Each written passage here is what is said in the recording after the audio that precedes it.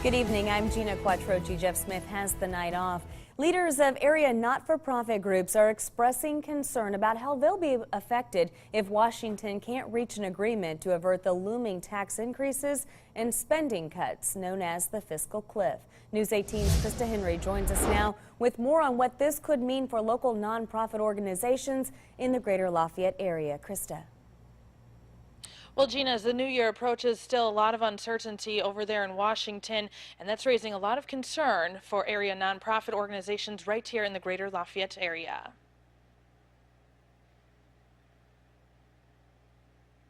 Government food, we call it commodities, but it's food provided absolutely free by the government, and it's first quality food. So that's catfish and chicken, for example, which people would really like to have. But what Katie Bunder, executive director of Food Finders in Lafayette, says what she'd like to have is some answers from the people in Washington about the so-called fiscal cliff. So we are concerned about it.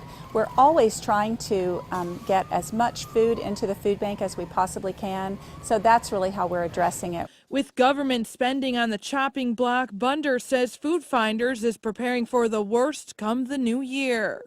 The bigger issue for us is the level of need that will go up for all of our clients. Because if funding is cut across the board to agencies that provide social services, then there's going to be a lot greater need for food in 2013. Meanwhile, Salvation Army Major Jim Irvin says it's difficult to prepare for the worst because it isn't clear which programs would be affected and how quickly. That always causes us challenges because we are relying on that income to balance our budget. When those dollars don't come, it puts us in a quandary. But both Bunder and Major Irvin say they'll just prepare for the worst but hope for the best in 2013.